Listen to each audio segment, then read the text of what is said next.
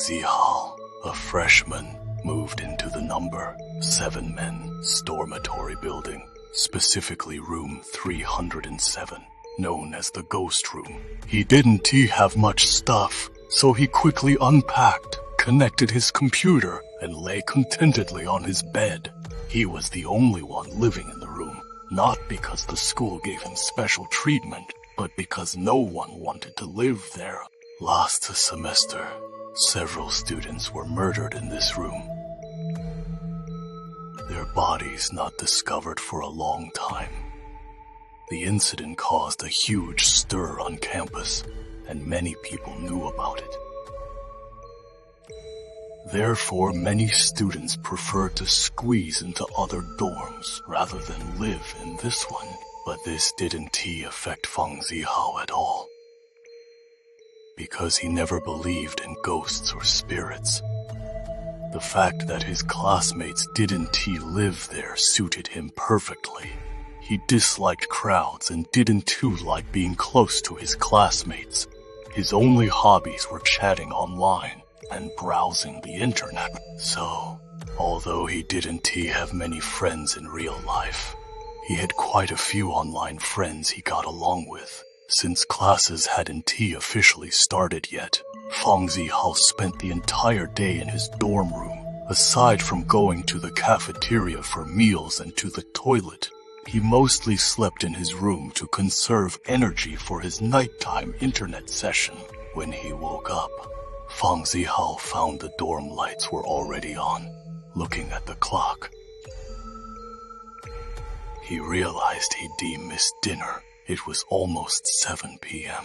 He hastily ate a packet of instant noodles and sat down at his computer because the dorm's electricity automatically shut off at midnight. Feng Zihao had prepared a spare battery so he could stay online all night.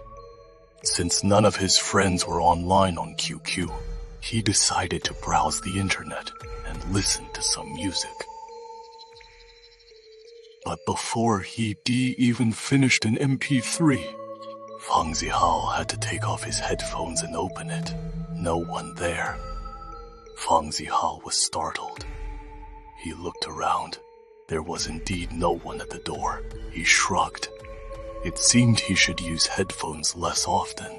He could easily misunderstand things. He closed the door and returned to his computer. Just as his hand touched the mouse, the knocking started it again.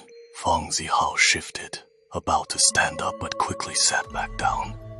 He was afraid the knocking was just his imagination, so he let it continue. Seeing no response, the knocking became more urgent, and a deep voice rang out. Is the student inside still there? Oh no, someone's really knocking. Feng Zihao quickly dropped the mouse and went to open the door. Sure enough, it was the dormitory supervisor, a middle-aged man in his 40s.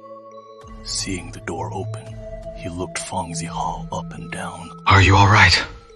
Why did it take you so long to open the door? He then peeked into Feng Zihao's room. No, Feng Zihao scratched his head, thinking of an excuse. I just slept for a while. I didn't hear it. Oh, take a look at this. Narrator. The supervisor handed him a piece of paper and left, walking towards the next room. Feng Zihao closed the door, glanced at the paper dormitory management regulations, and tossed it onto the table, sitting back down at his computer. Strangely enough, just as he settled in, the knocking started again. Frustrated, he put down the mouse and stood up. What did I do to deserve this? Why can't I have a peaceful night? In a huff, he flung open the door. Strangely, no one was there. Feng Zihao peeked out again. The doorway was indeed empty. Not a soul in sight. Feng Zihao was furious. He slammed the door shut with a bang, with an air of I won't open the door again, no matter who comes, and stormed back to sit down. But every time he sat down, the knocking would start, forcing Feng Zihao to stand up and open the door. However, There was always no one at the door. After this happened twice, Fang Zihao's anger was completely ignited. Damn it. I don't care if you're a human or a ghost. I'm not opening the door again, he muttered, picking up his headphones and putting them on to listen to music. But before he finished a song, the damned knocking started again. Fang Zihao ignored it and simply turned the music up louder, which effectively drowned out the knocking. A sense of smugness welled up inside him. Trying to scare me? No way. But suddenly the knocking grew louder, accompanied by a hoarse male voice. Open the door quickly. Open the door quickly. Fang Zihao paused, wondering why the voice seemed to be coming from his headphones. Listening more closely, the voice disappeared, leaving only the persistent knocking.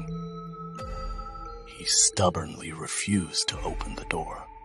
If someone was really there, he'd let them break down the door. He turned the music up to the maximum volume, so loud even he found it deafening, successfully drowning out the knocking. A profile picture on QQ flashed.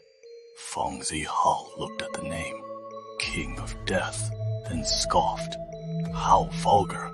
How could he not remember adding such a netizen? He casually clicked on the message. Dare you look at the picture below? The words popped up in large print. Fang Zihao was taken aback. What kind of scary picture could frighten him?